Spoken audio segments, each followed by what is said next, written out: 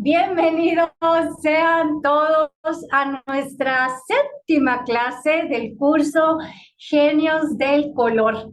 La clase pasada terminamos de ver a Marc Chagall y hoy vamos a comenzar con un artista compatriota nuestro, nada más y nada menos que Rufino Tamayo.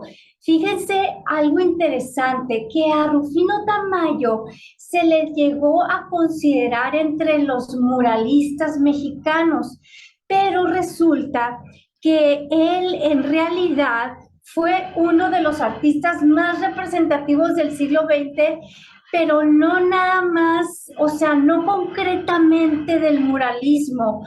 Podríamos decir que su arte fue más allá del mismo. Ahora, subrayando el siglo XX, ¿por qué? Porque él nació él nació en 1899, o sea, prácticamente ya estaba por iniciar el siglo XX y falleció hasta 1991. Entonces, le tocó ser testigo de tantas cosas que acontecieron en ese siglo en todos los ámbitos, pero muy importante, no nada más dentro de México, sino también en otros países, porque Rufino Tamayo siempre tuvo una inquietud por estar viajando, por estarse nutriendo de otras culturas también.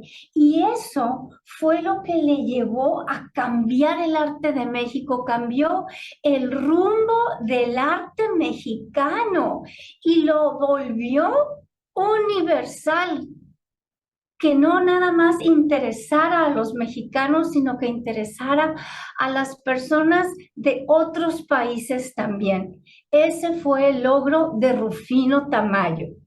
Pues bueno, empecemos por el comienzo y antes de empezarles a contar de su vida, nada más quiero hacer hincapié en lo productivo que fue este hombre. Fíjense, en su producción podemos encontrar más de 1,300 óleos, aproximadamente 465 grabados, 350 dibujos, 20 murales, algunas esculturas y hasta un vitral.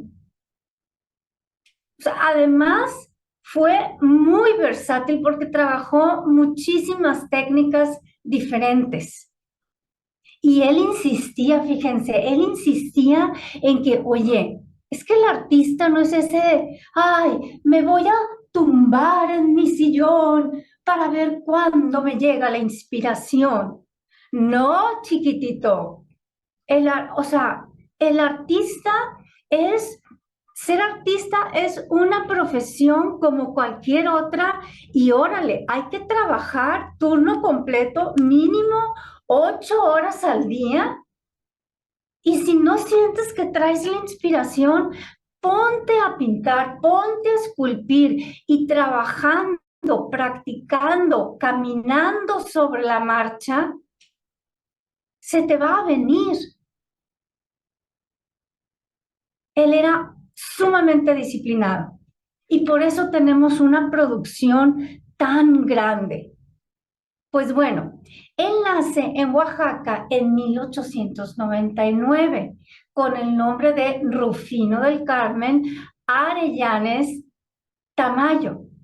Era de ascendencia zapoteca, su papá era zapatero y su mamá, o sea, eran de familia humilde, ¿no? Su mamá era costurera. Ahora, algo que lo marcó muchísimo fue el hecho de que cuando tenía más o menos entre 4 o 5 añitos, el papá los abandonó para nunca más saber de él.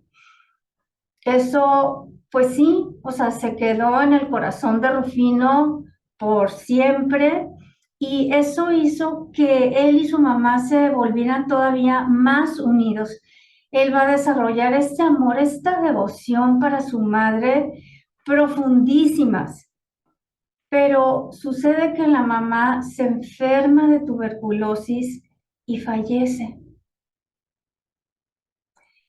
Y Más adelante, Rufino se cambia el nombre legalmente, se quita el apellido de su papá y en homenaje a su madre se pone simple y sencillamente Rufino Tamayo. Se queda únicamente con el apellido de su mamá. Y de ese momento para siempre va a ser conocido así tal cual, Rufino Tamayo. Queda olvidado el Arellanes. Ahora, cuando fallece su mamá, la mamá tenía varios hermanos, entre ellos una tía que es quien se encarga principalmente de Rufino cuando se muere su hermana. Pero pues se las estaban viendo difíciles económicamente y se ven en la necesidad de irse de Oaxaca y se mudan a la Ciudad de México.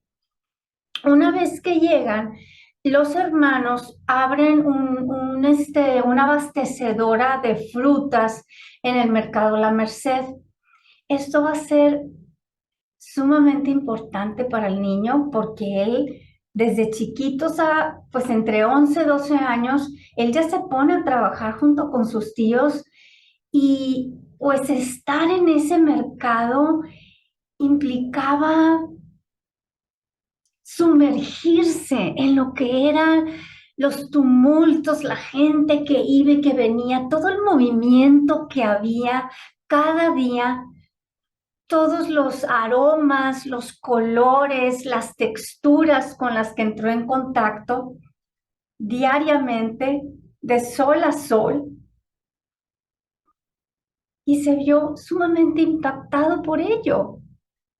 Y de hecho, cuando él manejaba la fruta, no era tanto que se le antojara comérsela y morderla y tocarla. Lo que más quería él era verla, simple y sencillamente verla. Sumergirse en sus colores, en sus texturas, en cómo la luz pegaba en su superficie, todos los colores diferentes de la fruta. Y de esta experiencia, él dijo, color, forma, textura. El cuadro se presenta solo y en lugares como este se reproduce de manera espontánea, natural, listo para quien quiera apropiarse de él. Imagínense, era un niño, era un pequeñuelo. Trabaje, trabaje, trabaje. Y aún así, lo que más le atraía a él eran los colores, las formas y las texturas. Desde ese momento, Rufino supo a qué le quería dedicar su vida entera. Al arte, él quería ser artista. Pero bueno, cuando estaba en la escuela, llega a la preparatoria y sus tíos lo inscriben para que se fuera por el camino de la contabilidad, porque ellos obviamente que querían que el muchacho se encargara del negocio familiar y dijeron, Rufino, necesitamos conocimientos de números. Entonces, pues tu tía y nosotros ya nos estamos encargando de todo lo demás y tú haz de cuenta que vas a hacer el departamento de contabilidad de nuestras bodegas de fruta. Ok, entonces Rufino obedece y aunque en su corazón estaba anhelando dedicarse a las artes, pues él también, o sea, por esa parte lo estaba jalando la obediencia y la responsabilidad de que, pues sí, o sea, necesitamos sacar adelante el negocio. Se mete en la prepa para los estudios de contabilidad, se gradúa, cumple con lo que le habían pedido sus tíos y bueno, pero siguiendo por la ruta de la fruta, nada más para tener algunos ejemplos, o sea, algunas imágenes que desde niño a él se le fueron formando para más adelante utilizarlas como material para su obra.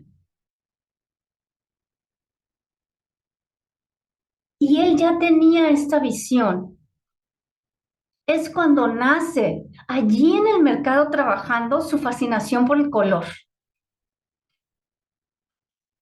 Y aquí lo podemos ver como el protagonista de estas obras es el color. Todo lo demás como que está en segundo lugar. Le está dando el papel principal al color. Todo lo demás lo hace más sencillo para que sea el color lo que resalte. Pero ¿qué colores? Se nota que él se quedó impactado desde que estaba chiquitito, se le quedaron grabados esos rojos, amarillos, naranjas, verdes, fuertes, vivos, brillantes. Y se le quedaron grabados. Ahora, ahí les va un dato curioso, ¿eh? El cuadro que estamos viendo a la izquierda de las sandías lo pinta en 1957 y el mismo año en que lo termina, se lo compra la actriz Audrey Hepburn. Se hicieron buenos amigos porque en aquella época, digo ya, más adelante, ¿no? O sea, ya era todo un adulto él, hubo mucho contacto entre Hollywood y el ámbito artístico mexicano. Entran en contacto, entablan una amistad. Audrey Hepburn se queda fascinada por el estilo de Tamayo. Cuando terminan las sandías con la naranja, ella dice, te lo compro, pero además Rufino llevó a cabo un retrato de la actriz. Y aquí la estamos viendo a ella a la derecha, fotografiada junto a la obra que hizo de ella el artista. Entonces también vamos a tener así datos muy interesantes a través de su vida, a través de su carrera, precisamente por la época en que le tocó vivir. Bueno, entonces, se gradúa de contabilidad, pero es cuando ya va con sus tíos y habla con ellos, se sincera, les abre su corazón y les dice, ¿saben qué? Yo necesito ser artista, necesito estudiar, necesito formarme porque esto es a lo que me quiero dedicar. Y entonces ingresa en la Escuela Nacional de Bellas Artes. ¿Pero qué sucede? No, hombre, pues que no resultó ser lo que él esperaba. Y al respecto, de hecho, no, o sea, contó posteriormente que se vio sumamente decepcionado. Dijo, en cuanto llegué a la escuela, percibí su pobreza, su mediocridad. Así que formamos un grupo de muchachos rebeldes que se opuso a su sistema de enseñanza, que sostenía que el arte debe ser copia servil de la naturaleza. Y es que Rufino fue parte del arte moderno. Y recordemos que la esencia del arte moderno es ir en contra de la tradición, es ir en contra de lo establecido. Y en aquellos entonces, en la Escuela de Bellas Artes, pues estaban con los mismos métodos de hace siglos. Les ponían una escultura enfrente y órale, cópiala, una escultura clásica. Ya lo clásico había pasado de moda, se había utilizado durante siglos y siglos y siglos, y ya en el arte moderno deja de ser importante. Los artistas buscan otra manera de expresarse y entonces voltean a ver el arte clásico y no, ya no, no queremos más eso. Pero en la Escuela de Bellas Artes es lo que se estaba haciendo. Y por eso Rufino, junto con este grupo de amigos que hacen, sí, pues a Rufino se le llegó a tachar como un estudiante rebelde, pero su rebeldía realmente era eso, que no estaba de acuerdo con el sistema educativo pues que estaban llevando a cabo en la academia. Entonces se sale de la academia y es cuando él decide buscar por cuenta propia lo que en verdad se estaba viviendo en ese momento, en el siglo XX. se quería empapar de la realidad artística también, que se estaba usando tanto en México. Los artistas de su propiedad, ¿qué estaban haciendo? ¿Cómo lo estaban haciendo? Y no nada más en México, sino en otros países también. Tenía una mente muy inquieta, Rufino. Entonces, el inicio de su carrera profesional, pudiésemos decir que inicia en 1921 en el Museo Nacional de Arqueología, cuando José Vasconcelos, que entonces era el secretario de Educación Pública y que también era de Oaxaca, pues le dijo, oye, paisano, paisanito, sí, te contrato, vente a trabajar al Museo de Arqueología y te voy a hacer el jefe de departamento de etnografía para que tú y tu equipo se encarguen de hacer, de dibujar todo el inventario que hay en el museo. Y es cuando Rufino Tamayo entra en contacto con el arte prehispánico. Imagínense todos los días, hora tras hora, dibujar vasijas, esculturas de todos los formatos, en todos los tamaños, en toda una variedad de materiales. Unos en el color del material natural en que habían sido realizados y otros también pintados de colores muy brillantes, colores de diferentes culturas, que los olmecas, que los mexicas, que los toltecas, que los zapotecas, que los mixtecas, Teotihuacán. Entró en contacto directo con todas las culturas prehispánicas.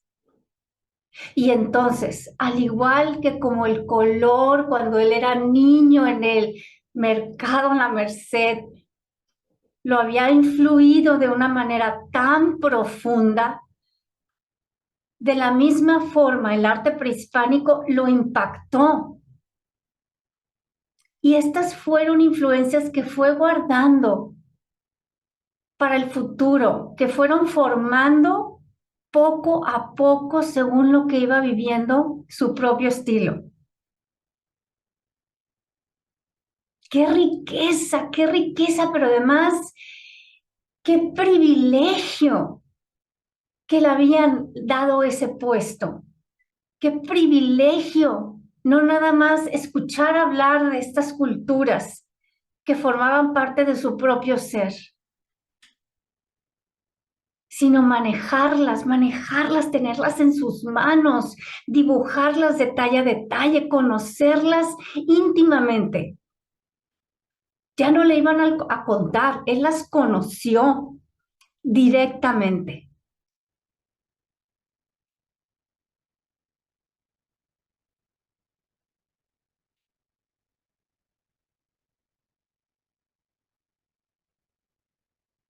Y aquí tenemos un autorretrato que realizó en 1931.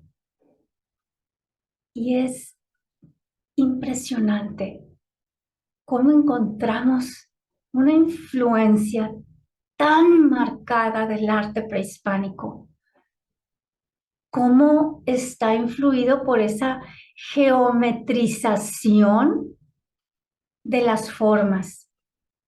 Es un rostro humano, es una figura orgánica en sí, pero él la sintetizó, la resumió, solo está poniendo lo justo necesario para que sepamos, para que distingamos que se trata de un rostro humano.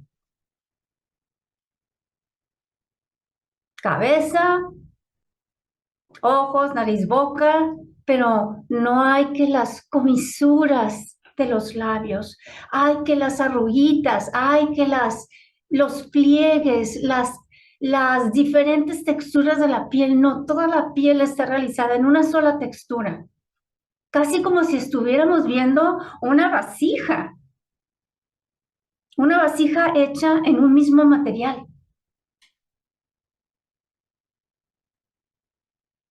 Es una manera de simplificar las formas muy al estilo en que se hacía en el arte prehispánico.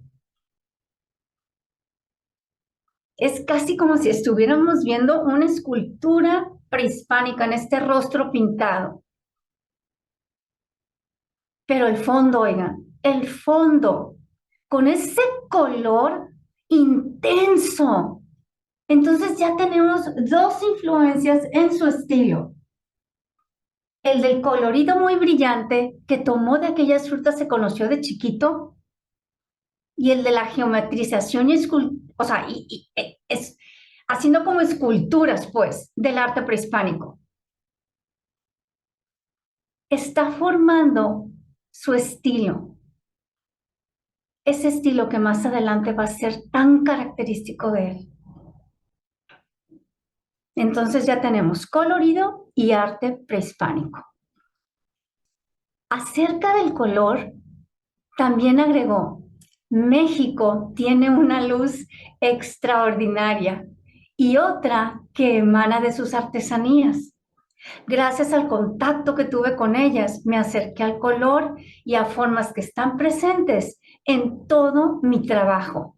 Y aquí tenemos esta pieza, es maravillosa, es impresionante, oigan, porque una vez más está mezclando el colorido muy brillante, muy vivo, con estas formas geometrizadas que las mujeres casi que parecen más esculturas que pinturas. Y eso es lo maravilloso, que Rufino está también manejando mucho el espacio, cómo está sobreponiendo las figuras unas a otras, porque casi todo está muy plano, como él está buscando simplificar las cosas como lo hacían en el arte prehispánico. Si se te pasa de todo se vuelve muy plano y sin chiste. Pero aquí tenemos que unas parecen más cercas, otras parecen más lejos.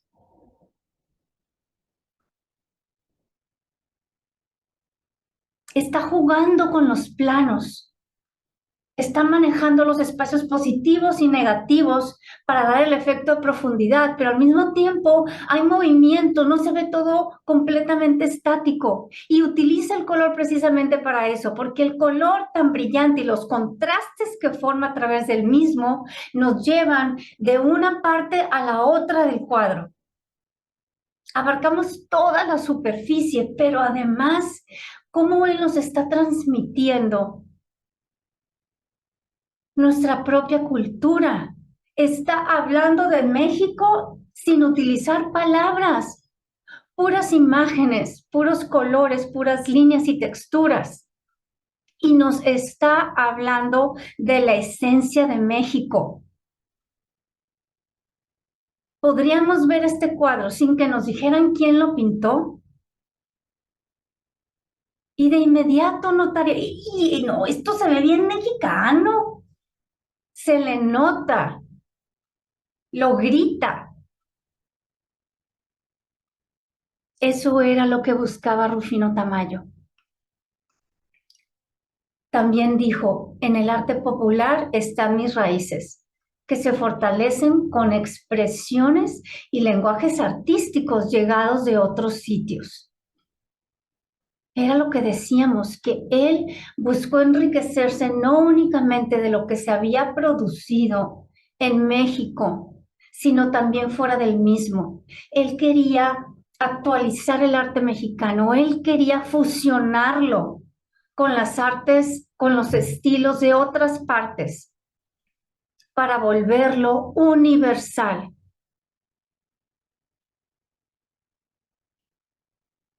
Y aquí tenemos más pinturas que hizo él. Y una vez más, es como si estuviéramos viendo tanto por los colores como por la forma en que maneja las líneas y las figuras, cual si estuviéramos viendo vasijas o esculturas prehispánicas. pero al mismo tiempo las estamos viendo actualizadas. Queda evidente que no estamos viendo una pieza precolombina, pero sí nos recuerda a ese tipo de arte. Eso es lo maravilloso que logró Rufino. Hizo una mezcla entre lo anterior y lo nuevo, lo presente y lo pasado, formando un estilo propio, pero no nada más para él, sino para el propio México. Él quería mucho a su país y él quería dar a conocer todo lo que México tenía, toda su riqueza, toda su cultura. Ahora, hablando de México, pues, ¿qué estaba pasando? ¿Qué estaba pasando en la época en la que él vivió, en la que él creció? Va a la Academia de Bellas Artes, se sale de allí, empieza a trabajar en el Museo de Arqueología. José Vasconcelos era el secretario de la Educación Pública. Sí, pero ¿cómo había llegado allí? ¿Cómo había terminado él siendo el jefe del Departamento de Etnografía a través de José Vasconcelos? ¿Y cómo José Vasconcelos había llegado a ese puesto? Es que estamos hablando del México postrevolucionario. Acababa de terminar la Revolución Mexicana. Todo eso le tocó vivir a Rufino Tamayo.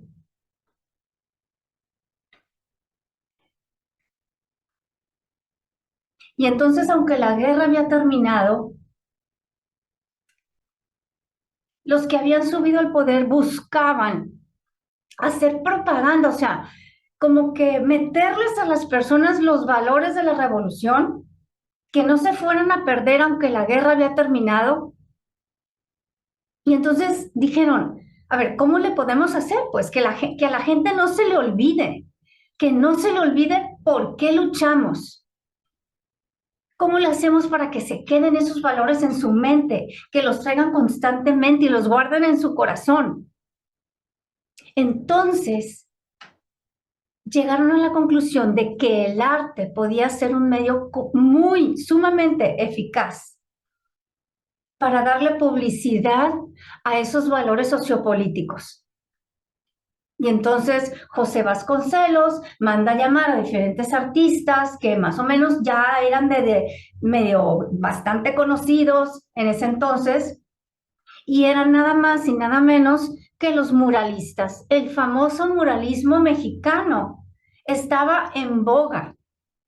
Y así como en el Renacimiento existieron los tres grandes maestros que fueron Da Vinci, Miguel Ángel y Rafael Sanzio, pues en el muralismo mexicano también los hubo. Los llamados tres grandes fueron José Clemente Orozco, Diego Rivera y David Alfaro Siqueiros. Rufino Tamayo a veces es considerado otro de los muralistas, pero miren, empezando por la edad, o sea, él era así bastantes años más joven que ellos, pero sí fueron contemporáneos. Y ellos, o sea, se conocieron todos mutuamente.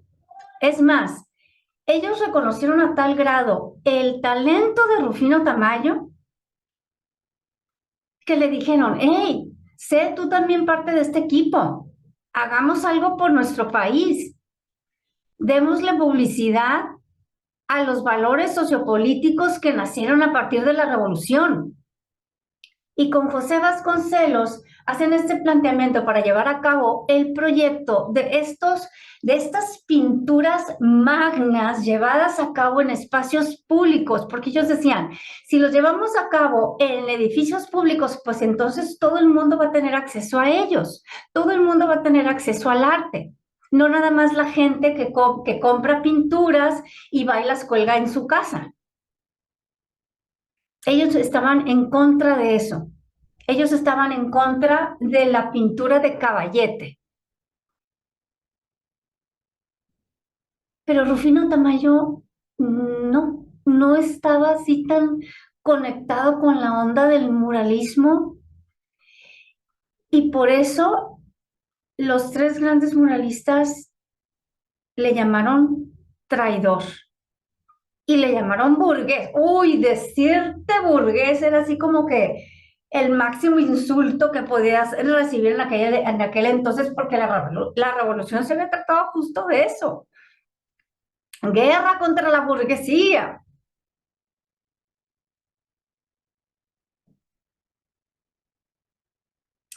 Oigan, ¿y será entonces que Rufino Tamayo fue un traidor a la patria, que no se quería comprometer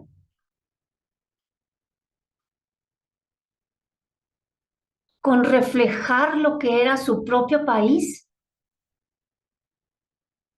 Pues fíjense lo que pensaba Rufino. Rufino decía, a ver, ustedes dicen que están pintando para que todo el mundo tenga acceso al arte y resulta que esos edificios donde ustedes están pintando, pues no es que la gente vaya a ellos todos los días.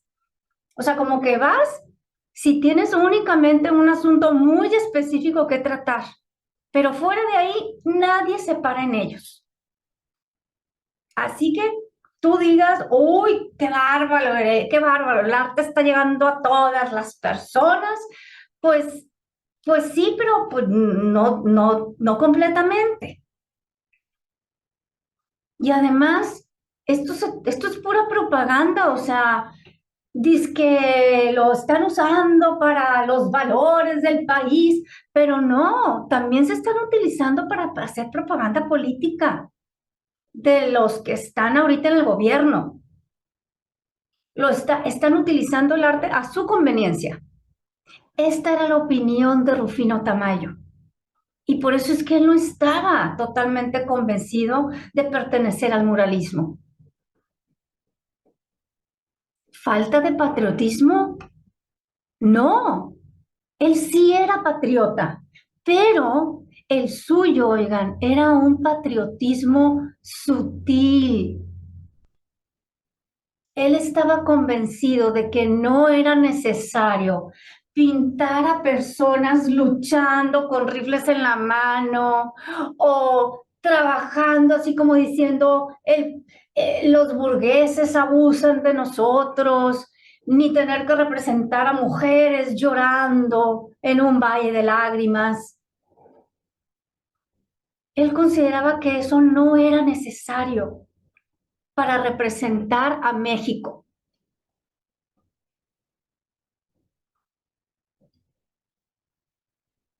Y entonces tenemos estas piezas de Tamayo en donde no estamos observando aquellos colores chillantes, brillantes que veíamos en sus frutas.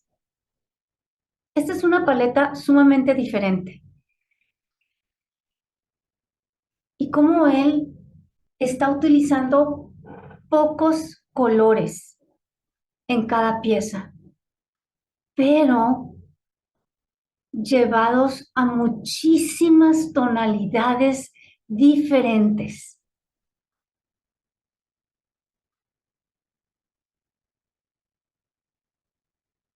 Colores terciarios, o sea, son ya combinaciones muy sofisticadas, ya no son tan directas como primarios y secundarios nada más. Está haciendo otras mezclas, está obteniendo nuevos colores y de esos nuevos colores otros nuevos colores y está volviendo sus composiciones mucho más finas, más elegantes, más sobrias. Y entonces él va a estar navegando así, a veces con cuadros con colores muy brillantes, pero luego cuadros en donde abundan más los colores neutrales. Él tenía un uso maestro del gris. El gris es un color sumamente complejo, porque en sí, pues no es que llame mucho la atención. Y tal vez alguien podría decir, gris, qué aburrido.